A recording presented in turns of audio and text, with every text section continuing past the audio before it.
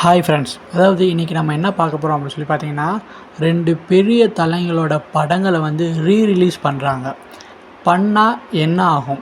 அதாவது அந்த படத்துக்கு அப்போ இருந்த அதே வரவேற்பு தான் இப்போ கிடைக்குமா?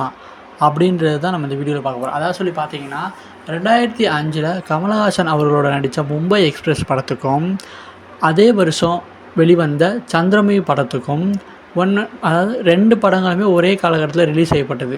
அதில் வந்து சந்திரமுகி படத்தோட வெற்றி வந்து உங்கள் எல்லாத்துக்குமே தெரிஞ்ச வெற்றி தான். மும்பை எக்ஸ்பிரஸோட வெற்றி வந்து ஒரு ஆவரேஜான வசூல் அப்படின்னு கூட சொல்லலாம். அதுக்கு அடுத்தடுத்த காலகட்டத்தில் சொல்லி பார்த்தீங்கன்னா 2 பேரோட படங்கள் வந்து ஒரு சேர வந்து ரிலீஸ் செய்கிறதே கிடையாது, ரிலீஸ் ஆகிறதே இல்லை. ஆனால் அவங்களோட பழைய படங்கள் வந்து ரீரிலீஸ் வந்து செஞ்சுக்கிட்டு இருந்தாங்க. ஓகேங்களா?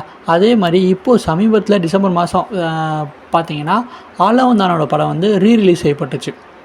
அதே மாதிரி சூப்பர் ஸ்டார் ரஜினிகாந்த் அவரோட பிறந்தநாளை செலிப்ரேட் பண்ணுற விதமாக முத்து படத்தை வந்து என்ன பண்ணாங்க, ரீலீஸ் பண்ணாங்க. அதாவது முத்து படத்தோட வெற்றி அப்படின்றது வந்து உங்கள் எல்லாத்தையுமே தெரிஞ்சது தான். ஏன் அப்படின்னு சொல்லி பார்த்தீங்கன்னா, கே.எஸ். ரவிக்குமார் அவரோட டைரக்ஷனில் சூப்பர் ஸ்டார் ரஜினிகாந்த் நடித்த முத்து படம் வந்து 1995 ரிலீஸ் செய்யப்பட்டுச்சு. அப்போயே பல மொழிகளில் வந்து டப் பண்ணி தான் அந்த படத்தை ரிலீஸ் பண்ணாங்க. அந்த படத்தில் வந்து ஜப்பான் வரைக்குமே போய் நல்ல வரவேற்பு கிடைச்சிச்சு. அது மூலமாக ஜப்பானில் வந்து அதிக அளவு ரசிகர்கள் எல்லாமே சூப்பர் ஸ்டார் ரஜினிகாந்த் கிடைச்சாங்க அப்படின்றது வந்து குறிப்பிடத்தக்கது. ஆனால் இந்த ஆலவந்தான் படத்தை எடுத்துக்கிட்டோம் அப்படின்னு சொல்லி பார்த்தீங்கன்னா, அப்போவே வந்து டபுள் ஆக்ஷனில் வந்து ஒரு மிகப்பெரிய டெக்னாலஜி தொழில்நுட்பத்தை கொண்டு வரணும் அப்படின்றதுக்காக வந்து கமலஹாசன் வந்து ரொம்பவுமே மெனக்கெட்டு அந்த படத்தில் வந்து நடிச்சிருப்பாரு.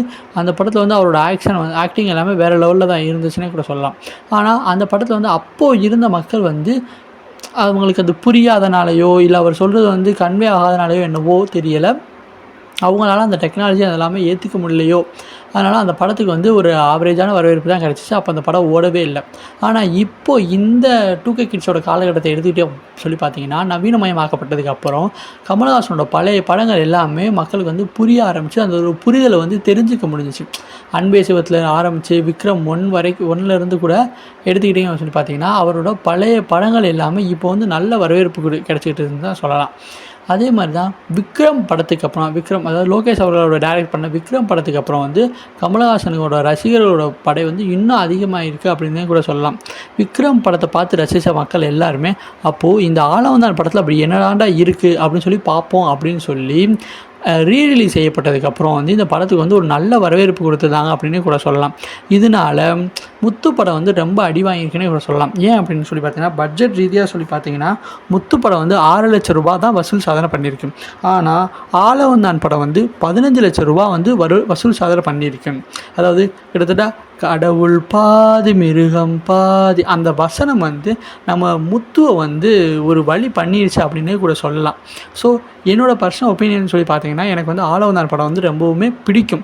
முத்து படமும் ரொம்பவுமே பிடிக்கும். அதே மாதிரி ஒரு ரீசன் இருக்குது. முத்து படம் வந்து இப்போ ஓடாமல் போனது காரணம் அப்படின்னு சொல்லி பார்த்தீங்கன்னா, ஓயாமல் நமக்கு இந்த கேடிவி, இந்த சன் டிவி இந்த மாதிரியான நேரங்களில் என்ன பண்ணிடுறாங்கன்னா, ஓயாமல் முத்து படத்தை வந்து போட்டு காமிச்சு நம்ம மைண்டில் வந்து அதை ரிஜிஸ்டர் பண்ணிடுறாங்க. இப்போ ஆலவந்தான் படத்தை எடுத்துக்கிட்டிங்க அப்படின்னா, பெரும்பாலும் நிறைய பேர் வந்து அந்த படம் வந்து பார்த்துருக்கவே மாட்டாங்க. ஒரு சிலர் கமல் படங்களை விரும்பி பார்க்குறவங்களும் அந்த படத்தை பற்றி தெரிஞ்சுக்கிட்டவங்க மட்டும்தான் அந்த படம் பார்ப்பாங்க. ஆனால் முத்து படத்தை பொறுத்தவரைக்கும் சின்ன சிறுசுலேருந்து பொட்டு பொடிச்சு வரைக்கும் அந்த படத்தில் உள்ள வசனங்கள், டயலாக் எல்லாமே அவங்களுக்கு வந்து அத்துப்படி.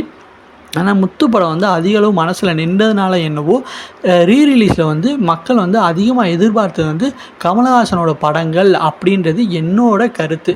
உங்களோட கருத்து என்ன அப்படின்றது கமெண்ட் பாக்ஸில் கமெண்ட் பண்ணிடுங்க. ஓகே ஃப்ரெண்ட்ஸ், பாய்.